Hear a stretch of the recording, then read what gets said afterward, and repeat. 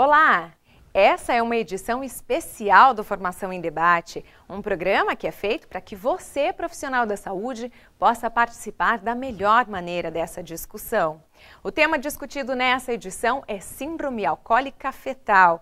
A nossa convidada é a doutora Lígia Mendes dos Santos Border, da Sociedade de Pediatria de São Paulo. Você confere agora as perguntas que foram respondidas nas duas edições do programa, ao vivo de sexta-feira. Então vamos para a primeira dúvida de hoje. A Bárbara, assessora de saúde da mulher na STS Santana, mandou para a gente por WhatsApp. No caso de uma mãe alcoólica, quanto tempo de abstinência ela deve ter para que não tenha repercussões sobre o feto? Existe algum limite de segurança? E se a cliente é alcoólica e está em tratamento, mas ainda não consegue manter a abstinência total e se mantém abstêmia a partir da 5ª semana de gestação? Quais as repercussões sobre esse feto? O que a gente pode orientar, para uma gestante nesses casos? Então, respondendo à pergunta, não existe um limite de segurança. Então, pode ser aquela tacinha de vinho ou pode ser uma situação que quando a pessoa bebe muito de uma vez, o nome científico disso é binge drinking ou o popular porre, isso pode causar malformações. Então, não existe um nível de segurança. Quanto antes a mãe parar de beber assim que souber que está grávida, melhor. E é o que a gente recomenda. Se está pensando em engravidar, para antes, porque não é uma coisa fácil de... Você fala, para hoje, quero parar hoje. Às vezes demora algum tempo para a pessoa realmente parar de beber. Então, tem mais perguntas aqui enviadas. Vamos para mais uma participação? Essa veio, a pessoa não mandou o nome, chegou para a gente. Por que até hoje há um desconhecimento sobre qual quantidade de álcool ingerido na gravidez compromete o feto? Existe dose segura? Então, as pesquisas só são feitas em animais e não tem tantas pesquisas realizadas. Pelo menos assim, pesquisas no Brasil, nós temos poucos dados. Então ainda precisa ser muito ampliado. Bem estudado, precisa. Tem mais perguntas aqui, vamos para mais uma. Essa veio por WhatsApp, final do telefone 8984. O álcool atravessa a barreira placentária de forma fácil e rápida? Sim. Em questão de 1 hora após a mãe beber, o álcool já se encontra na placenta e na circulação fetal. E por conta da imaturidade do fígado do recém-nascido, do feto, e pela baixa metabolismo da placenta, o feto mantém os níveis alcoólicos por muito mais tempo do que os níveis sanguíneos da mãe, de álcool no sangue da mãe. Então, uma defasagem de umas 3 horas a mais para o bebê eliminar a mesma quantidade que a mãe elimina 3 horas antes. Olha quanta informação importante, né? E muitas dúvidas chegando. A gente vai esclarecer tudo. Vamos lá, para mais uma. Essa também a pessoa não assinou. Os danos que podem acometer o feto estão diretamente ligados ao consumo, ao padrão de consumo ou ao estágio de gravidez? Existe essa relação, essa definição? Existe, assim. No 1º e no 3º trimestre são maiores os riscos. No 1º trimestre, que é justamente quando está ocorrendo a organogênese, então onde ocorrem as maiores malformações. No 2º trimestre da gravidez, a maior incidência de abortamento. E no 3º trimestre ocorrem as alterações mais finas, psíquicas. Então, alterações de comportamento, deficiências mentais leves mesmo, podem ocorrer. Hiperatividade, o bebê pode ser hiperativo. Então, o tempo de gestação também tem... Na época em que a mãe bebe. Ah, ok. Bom, vamos para mais uma pergunta. Essa veio por WhatsApp, final do telefone 5141. A questão socioeconômica da mãe interfere também nesse processo? Tem alguma relação, tem algum estudo que faz essa ligação, doutora? Não. A questão socioeconômica, na verdade, assim, às vezes o conhecimento, às vezes a mãe que tem nível socioeconômico maior acaba tendo mais conhecimento do que a que não tem. Mas em termos da doença em si, não. Porque as mulheres, em todas as classes sociais, elas estão bebendo muito. Nos últimos 20 anos, aumentou exageradamente o alcoolismo nas mulheres, e em mulheres assim, jovens, em adolescentes mesmo. Se tem estudo que mulheres até 20 anos de idade, 1/3 dessas mulheres já tomou esse Big Drink alguma vez na vida. E o que pode acontecer? Essas mulheres podem estar grávidas e nem saber, porque em muitos casos a gravidez só sai descoberta depois, perto da 8ª semana. Então olha o estrago que já não foi feito no comecinho e ela nem sabia que estava grávida. Pois é, bom, lembrando que você pode entrar em contato conosco a qualquer hora, mesmo depois que o programa acabar, ok? Então corre lá, manda o seu e-mail ou a sua mensagem por WhatsApp, a nossa equipe está aqui pronta, esperando a sua participação. Esclareça as suas dúvidas. Os endereços são esses que estão aí aparecendo na sua tela. A gente está esperando, tá? Vamos para mais uma pergunta. O pessoal que enviou com antecedência aqui por e-mail ou por WhatsApp. Essa veio por telefone, final 7269. Doutora, o que a comunidade científica no mundo pensa, fala, né, sobre esse tema? Há algum consenso ou ainda é uma discussão que está em andamento? Né, estudos, discussões? Ainda é uma discussão. Alguns ginecologistas ainda liberam uma tacinha de vinho. E é por isso que justamente o nosso grupo faz esses cursos, dá essas palestras, para orientar tanto os pediatras quanto os ginecologistas, profissionais da saúde e mesmo os leigos, para conhecer esse tema. Ótimo. Olha, chegou uma pergunta para a gente aqui, a Bernadette Barros, da UBS Vila Anglo. Ela pergunta: realizamos um grupo de gestantes e puericultura em nossa UBS. Eu gostaria de saber como podemos abordar esse tema em ambos os grupos. Então, a primeira pergunta é assim, você pode perguntar diretamente durante a gravidez ou mesmo na consulta de puericultura se a mãe bebeu durante a gravidez. Só que, fora essa pergunta direta, existem alguns questionários que são umas perguntas indiretas para a mãe responder. Você meio que pergunta esse questionário durante a consulta, não seguido, você vai perguntando. Então, você pergunta, alguém já te falou que para você parar de beber, você sente que você devia diminuir a quantidade de bebida alcoólica? Você já sentiu necessidade de manhã cedo ter que beber alguma coisa para se sentir feliz, para se sentir bem? Então, são algumas perguntas que você não pergunta diretamente para a pessoa se ela bebe. Existem outras formas de conversar, de envolver a paciente, para que ela acabe, né, passando essa situação, se ela consome ou não e de que maneira. Isso, porque a mãe acaba se sentindo envergonhada, ela se sente culpada por ter bebido na gravidez. A mãe tem essa consciência, mas às vezes ela não consegue parar. Então é preciso ter uma sensibilidade, um carinho, na verdade, com certeza, né? Precisa ter uma abordagem.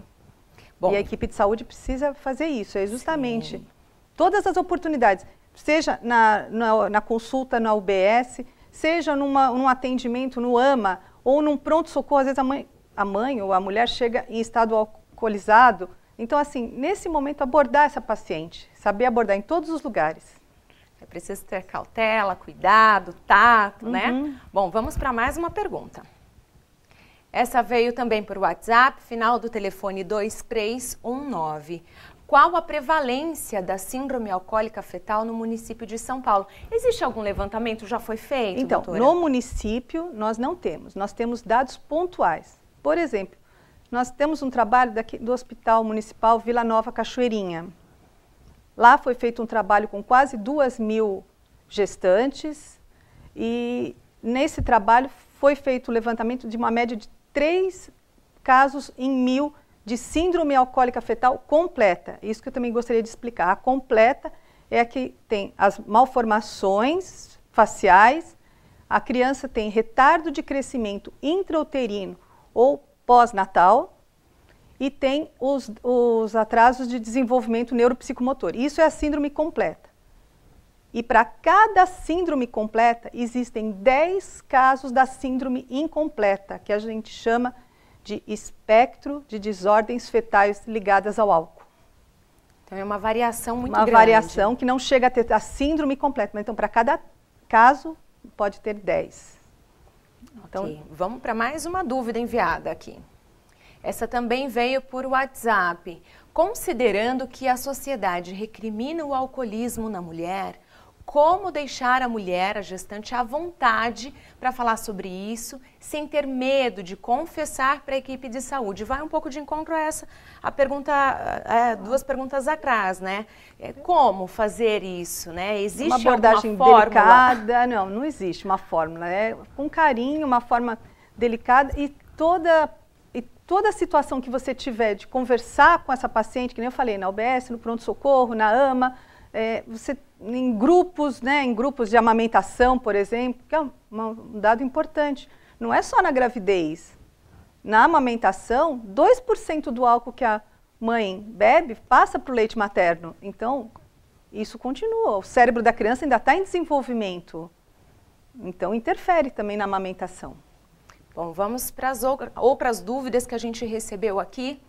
Essa também por WhatsApp, final 1142. Doutora Lígia, quais são os efeitos teratogênicos mais frequentes? E o que são, né, para os profissionais que estão assistindo que não conhecem esse nome? Então, são as malformações. São as más formações. Como eu falei, então, são os defeitos da face, são o retardo mental e pode ter anomalias cardíacas, anomalias renais, pode ter alterações intestinais que são chamadas gastrosquises, quando todas as vísceras a parede abdominal fica aberta e as vísceras ficam todas da parte externa do abdômen. Todas são possíveis de ser diagnosticadas durante o pré-natal, por exemplo? Não. Nem todas? Nem todas. Vamos para mais uma participação. Será que é a sua pergunta que eu vou ler aqui agora? Vamos lá conferir? Caso a equipe de saúde se depare com um caso de disfunção cognitiva, no que ajuda a saber se a causa foi o uso de álcool pela mãe durante a gestação? O diagnóstico precoce da síndrome alcoólica fetal é, então, importante? Sim, quanto mais precoce, por isso que o diagnóstico no berçário, no bebê recém-nascido, é tão importante, porque você já encaminha essa criança para uma equipe multidisciplinar e, como vocês sabem, a síndrome alcoólica fetal não tem cura, ela não tem cura. Então, ela tem medida de suporte, você então tem que encaminhar essa criança para conseguir o melhor do desenvolvimento que você vai conseguir no futuro, dar um melhor futuro para essa criança. Então, a equipe multidisciplinar agindo. Bom, vamos lá, tem mais perguntas aqui, vamos para mais uma. Tem alguma indicação em alguma situação de adiantar o parto no caso de uma mãe que não abandona o álcool durante a gestação, na tentativa de não submeter a criança a tanto álcool e a todas as consequências? Não, isso não. Em nenhuma situação? Não. É só ver se os ginecologistas possam responder, mas eu acho que não, acredito que não. Ok, vamos para mais uma pergunta. Essa veio por WhatsApp, final do telefone 3992. As crianças com distúrbios mentais podem ser erroneamente diagnosticadas com autismo? Podem. Principalmente se a mãe nega, então, o uso de álcool. Isso confunde muito a equipe multidisciplinar.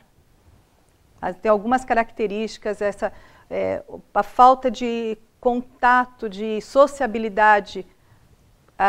Na síndrome alcoólica fetal, a criança pode ter isso e o autista também tem. Vai mal na escola, tem deficiência de se concentrar, de conversar com as pessoas, então isso pode... Mas existe alguma linha para que diminua esses erros ou essa possibilidade de confusão de diagnóstico entre os casos? Alguns exames específicos? Não, é uma associação de situações. Ainda precisa de mais estudos nesse caso. Bom, a gente ainda tem várias perguntas. Você pode continuar enviando para a gente. Ainda temos um tempinho, corre lá, manda pra gente, os endereços você já sabe, tanto por e-mail, por WhatsApp. Eu vou para mais uma pergunta aqui. Essa veio por WhatsApp, final do telefone 1577. Qual é o fenótipo da criança com síndrome alcoólica fetal? A gente já abordou, né? Quais alterações do sistema nervoso central? São diferentes? das que a gente já falou, tem alguma outra diferente? Não, uma alteração que aparece, mas aí aparece em exame. Nós temos no cérebro corpo caloso e na síndrome alcoólica fetal, em alguns casos, pode ter até a genesia do corpo caloso. O corpo caloso é onde faz a interligação nos dois hemisférios cerebrais. No caso das alterações no sistema nervoso central, como que é diagnosticado? É só por exame ou no comportamento, na ação da criança? No comportamento, atraso de desenvolvimento. Então, a criança demora para falar, demora para andar, então tem todo esse atraso de desenvolvimento.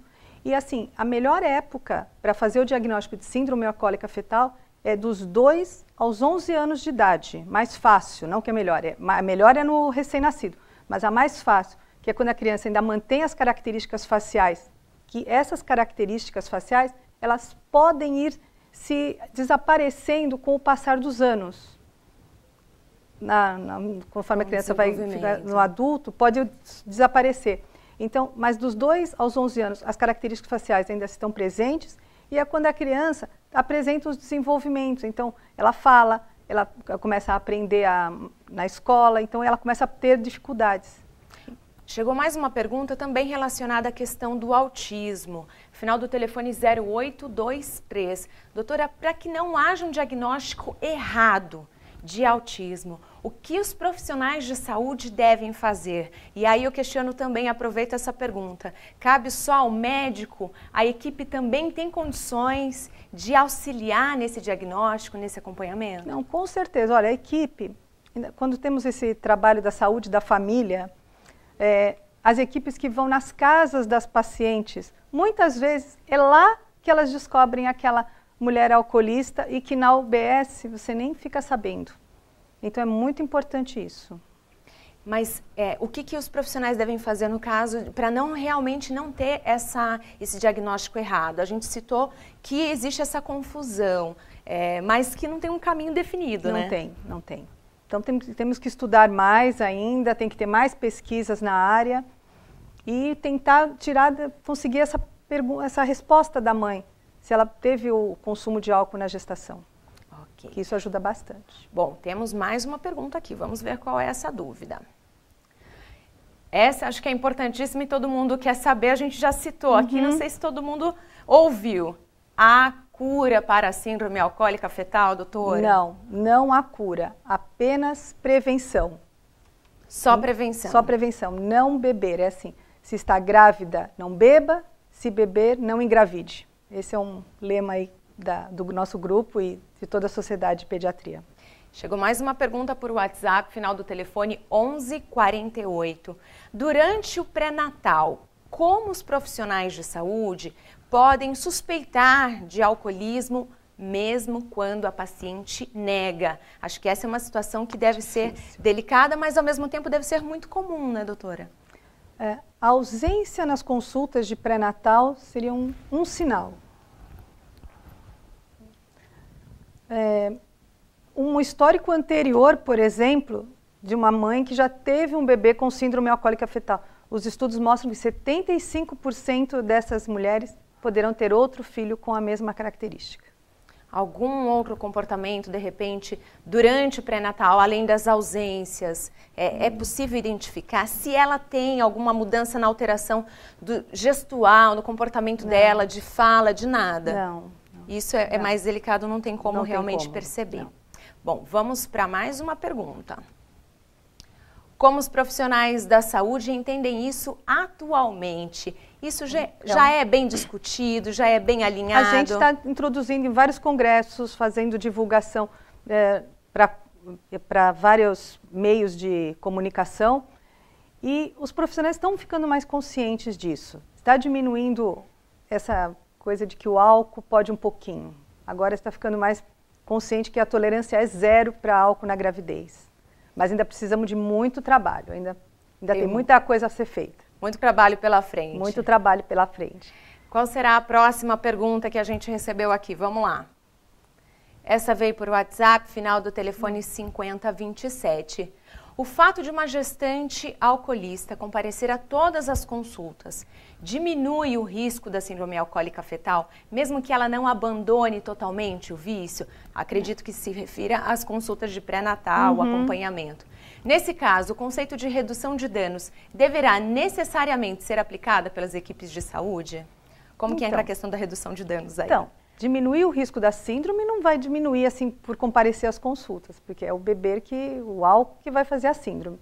Mas o que acontece é que essa paciente já está bem inserida na UBS, está consciente, está vindo, pelo menos que ela quer ajuda. E é isso que os profissionais da saúde precisam fazer, da UBS precisam fazer. Abraçar essa paciente, logo que o bebê nasça, fazer uma visita domiciliar, se ela não for logo na primeira consulta, e inserir essa criança em programas com equipe multidisciplinar. A Geni Nunes de Souza, ela é gerente de serviços do LACE. Ela enviou para a gente quais são as características da síndrome alcoólica fetal, quais as consequências, né, que ela traz para a vida do bebê. Então, as características. É um bebê que nasce, ele tem um retardo de crescimento intrauterino ou mesmo pós-natal.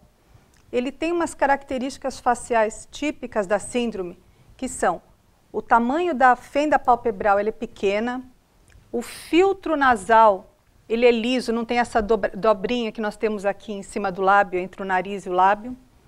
E a borda superior, o lábio superior, a borda do lábio superior, ela é fina. Essas são umas características que aparecem ao nascimento.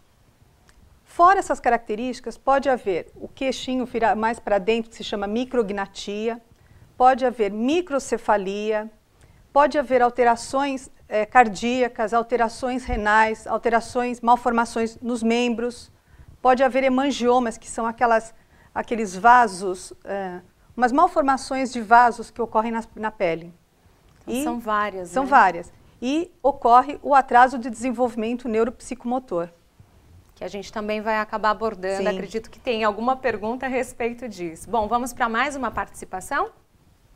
A Fernanda Abreu, enfermeira da UBS PSF Gaivotas, gostaria de informações sobre os riscos da síndrome e sobre a abordagem das mães usuárias de álcool durante a gestação. Ela faz duas perguntas em uma. Bom, os riscos da síndrome é levar a essas malformações principalmente ao retardo mental, que é o mais grave de todos, e a abordagem à mãe usuária de de álcool durante a gestação tem que ser feita pelos ginecologistas durante o pré-natal. E é uma pergunta que às vezes não é realizada. Então, a mãe que bebe normalmente não comenta, ela sente vergonha disso. Ela se sente culpada por beber e ela não comenta e também não é perguntado. Então tem que haver um certo cuidado durante o pré-natal, uma abordagem delicada, talvez não com perguntas diretas.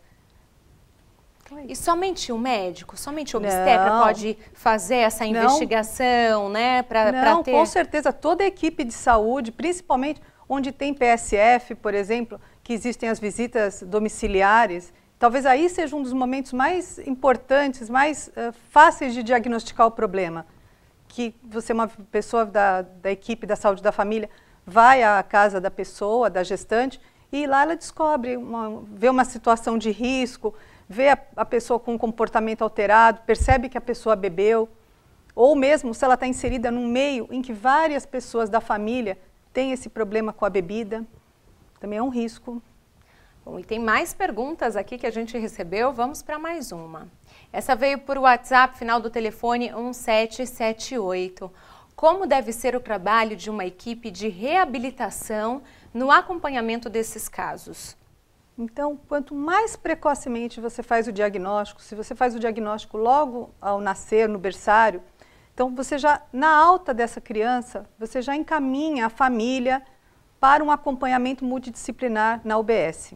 Isso que seria o ideal. Então, um acompanhamento multiprofissional. Olha, lembrando que você pode conversar conosco a qualquer momento. Então, corre lá, Manda o seu e-mail, o seu WhatsApp nos contatos que aparecem na sua tela. De repente o seu colega de trabalho está ocupado agora, não pode, mas gostaria de participar. Discute com ele, ei, você sabe, você conhece, quer fazer alguma pergunta? Discute entre a sua equipe, participe com a gente dessa discussão. A sua participação é fundamental para a gente. Vamos para mais uma dúvida. Essa também veio por WhatsApp, final do telefone 8325. Os danos que podem acometer o feto estão diretamente ligados ao consumo, ao padrão de consumo ou ao estágio de gravidez? E eu ainda acrescento, ou tem a relação entre essas três situações? Entre as três. Então é o seguinte, quanto maior a exposição, com certeza maior o risco. Só que não podemos pensar só assim, porque existem casos de mães que bebem muito e realmente a criança acaba nascendo normal, então não podemos só dizer que é dose dependente. Por exemplo, gêmeos fraternos. A mãe bebeu o mesmo tanto, um dos bebês, então eu estou falando de gêmeos fraternos, não gêmeos idênticos. Um dos bebês tem a síndrome e o outro bebê não tem. Então tem um componente também, um componente genético nisso, na síndrome. A época em que a mãe está bebendo tem importância sim. Os maiores riscos, no primeiro trimestre, que é quando está ocorrendo a organogênese. Então são maiores os riscos de malformações e no segundo trimestre, maior risco de abortamento e no terceiro trimestre, alterações psíquicas. O álcool no terceiro trimestre, ele pode fazer malformações no cerebelo, que é um órgão, uma parte do cérebro em que promove o equilíbrio, a postura e a coordenação. Pode fazer malformações no hipotálamo, que é onde é o centro de emoções e de memória. E pode atingir também a parte frontal, que é a parte frontal aqui do cérebro, que é onde ocorre a parte psíquica dos resolução de problemas e também de... São várias as ações, são várias. Né, o que acaba interferindo, enfim, a gestação inteira ela acaba tendo um risco, né, e pode comprometer essa gestação. E nós temos mais dúvidas chegando, doutora, vamos para mais uma. Essa também veio por WhatsApp. Mesmo que a mãe deixe de consumir álcool, uma nova gestação pode ter consequências do consumo que ela fazia anteriormente, né?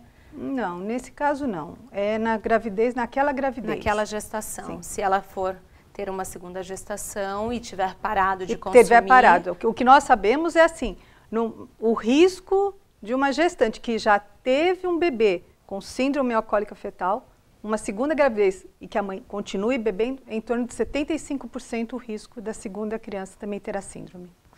Olha, vamos ver qual é a próxima dúvida. Será que é a sua pergunta que eu vou fazer agora? Vamos lá? Vamos dar uma olhada. Essa também veio por telefone final 1142. Quais são os efeitos teratogênicos mais frequentes?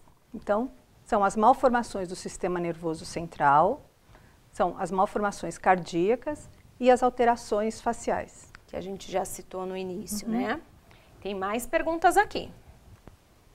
Essa também veio por telefone. Como essa síndrome pode afetar o relacionamento mãe e bebê? Há indicação de, além de acompanhamento médico, também um acompanhamento psicológico? Então é o seguinte, quando a mãe é usuária do álcool, ela pode correr sérios riscos em acidentes automobilísticos, em violências, brigas. Então existe o risco de suicídio mesmo e da morte materna. Então, esse abandono da criança ser abandonada ou pela morte ou mesmo por a mãe não conseguir cuidar da criança. Então, interfere no relacionamento mãe-bebê. Há indicação de um acompanhamento psicológico? Com certeza. Nessa equipe multidisciplinar. Okay. O psicólogo faz parte. Fundamental. Fundamental. Então.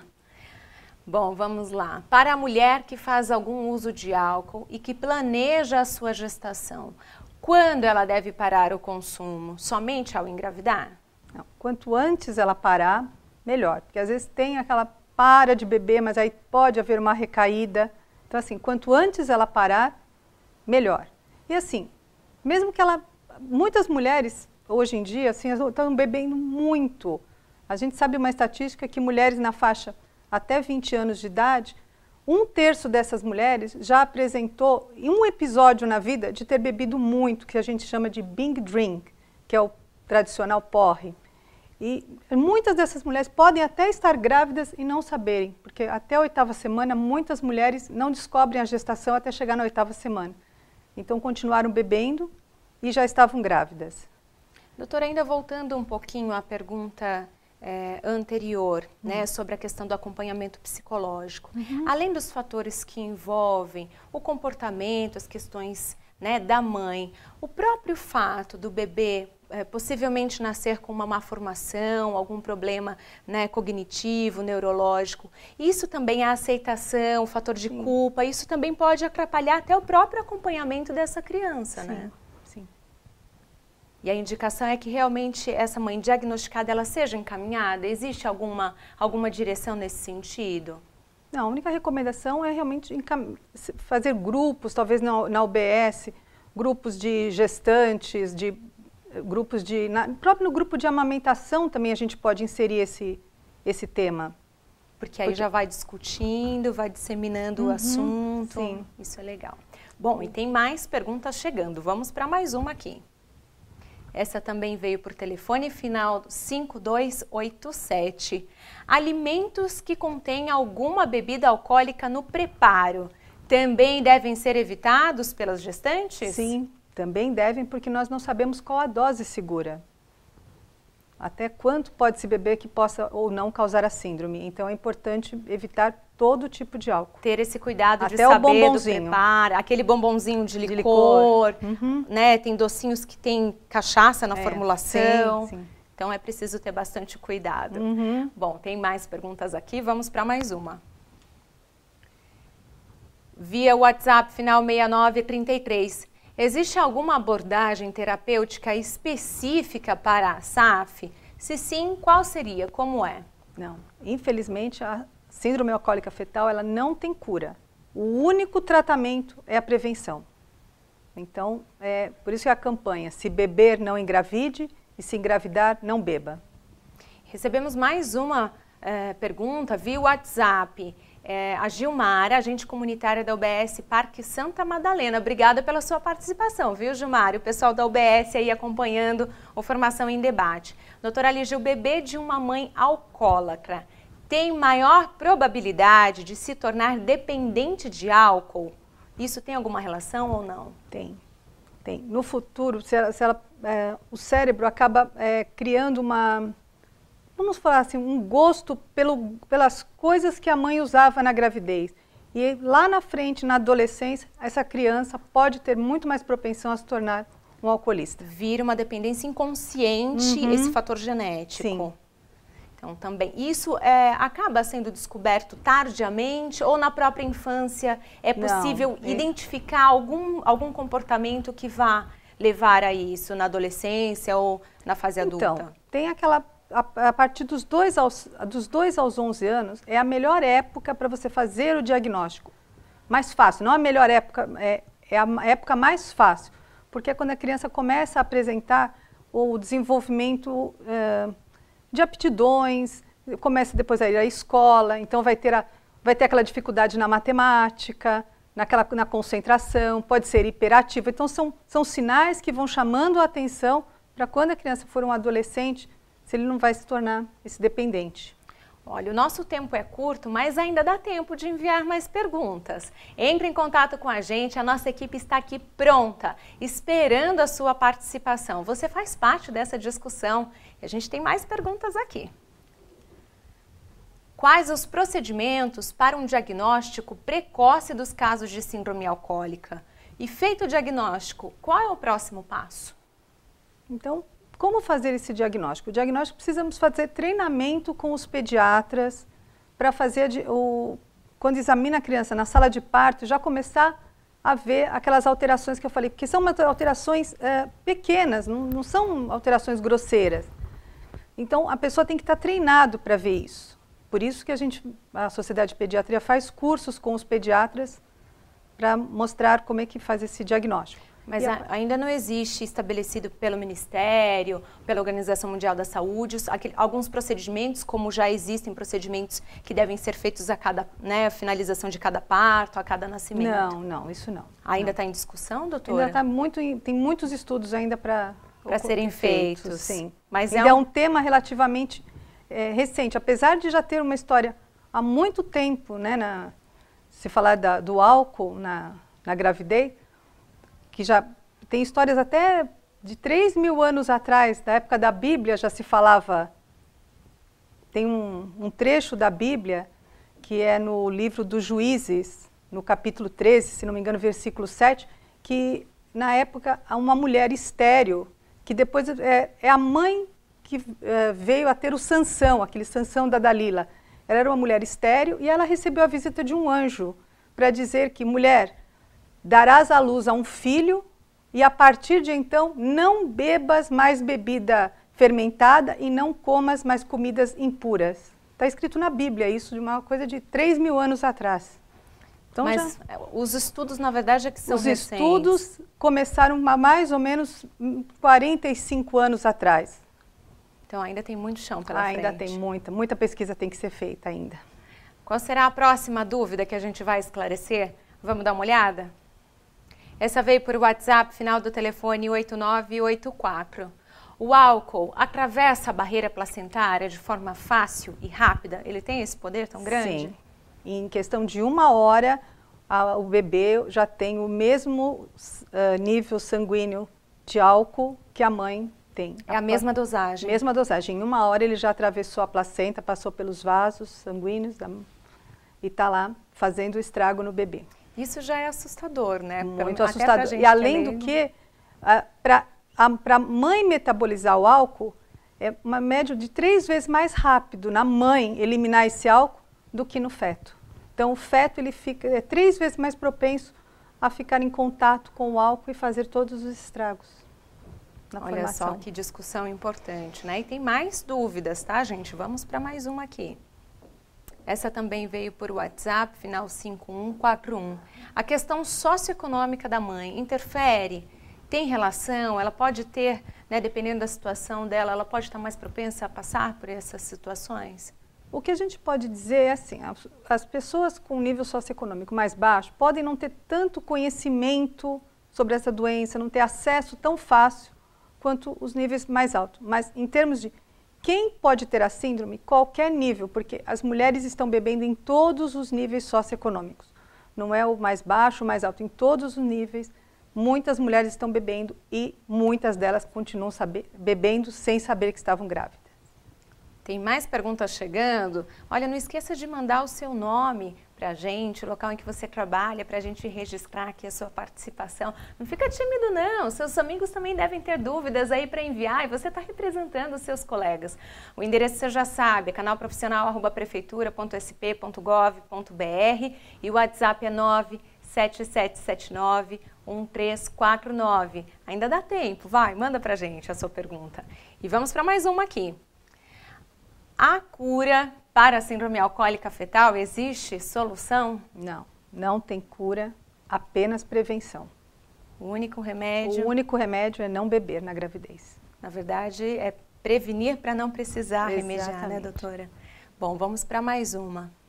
Os danos causados pela síndrome são sempre imediatos, durante e logo após a gestação, ou podem aparecer mais tarde? Não, podem aparecer mais tarde, sim. Esses defeitos pequenos que nem eu falei, quando a criança está entrando na idade escolar, é aí que muitas crianças começam a repetir de ano, não conseguem aprender matemática. A professora fala, essa criança não estuda. E aí, quando a gente vai buscar na história, às vezes, nessa época, se as professoras às vezes já tiverem também um conhecimento, só fazendo um adendo, o nosso grupo de estudo, de trabalho, recentemente esteve numa região daqui de São Paulo, fazendo um curso com os professores, fazendo palestra com os professores de uma região, da região sul de São Paulo. E foi surpreendente, assim, várias professoras falaram, nossa, começou a fazer aquela criança ela até vai bem em outras matérias, matemática ela é um desastre. Começaram a associar o comportamento dos alunos.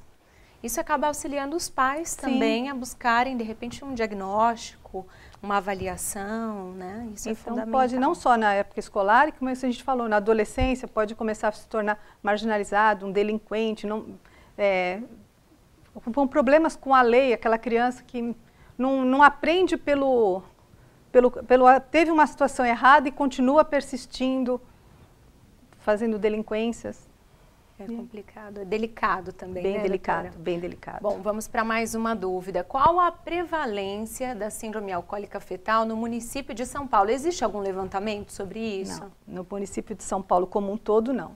Temos pontual no Hospital Vila Nova Cachoeirinha, foi feito um trabalho por volta de 2.000 mães e lá foi descoberto 3 em 1.000 casos tiveram síndrome alcoólica fetal.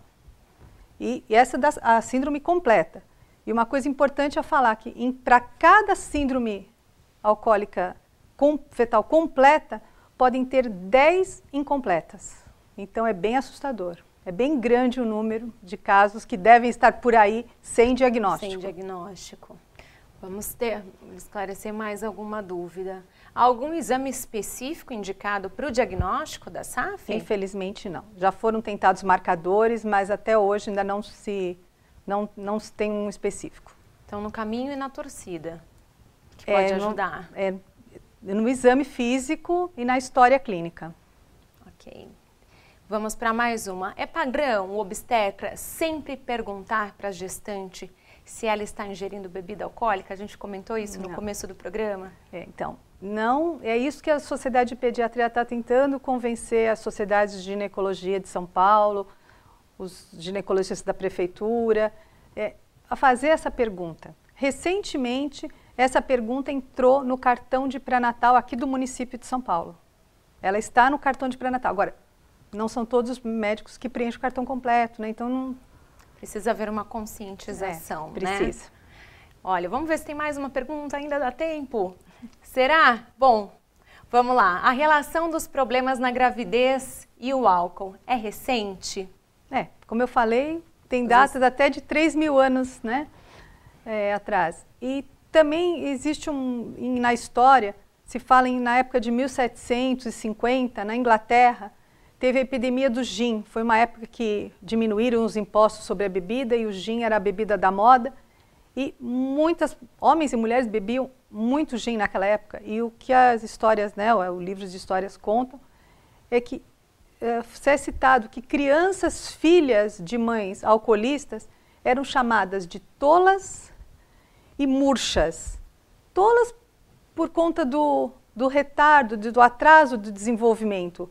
E o murchas, hoje fazendo uma analogia, a gente pode pensar naquele retardo de crescimento, em que a pele do bebê é um pig, a pele do bebê é flácida, é uma aparência de um bebê mais envelhecido, né, cheio de pregas.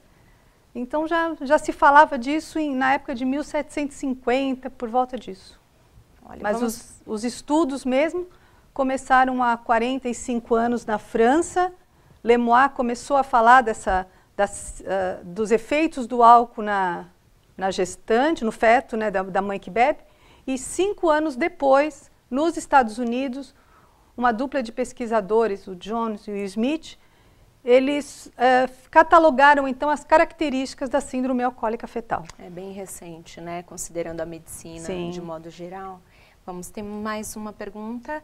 Quais as atividades do grupo de trabalho sobre álcool na gravidez, o trabalho que vocês desenvolvem? Então, esse grupo foi criado em 2007, então ele já tem 9 anos. E a função do grupo é justamente divulgar a síndrome. Então, o que nós fazemos? Nós fazemos palestras, fazemos congressos, damos cursos para pediatras, obstetras, profissionais da saúde. Demos essa aula recentemente para professores, para educadores, né, e também, até mesmo para os leigos, nós já fizemos 2 vezes aqui em São Paulo, caminhadas, como se faz aquela caminhada do câncer de mama, Então nós fizemos a caminhada da síndrome alcoólica fetal e foi bastante sucesso. Vocês têm motivado a população também a participar? Sim, a demos folhetos, tudo para mostrar o que é a síndrome, o que ela causa e tentar prevenir, né? Com certeza. Conscientizar, né? Conscientizar a A população. melhor forma.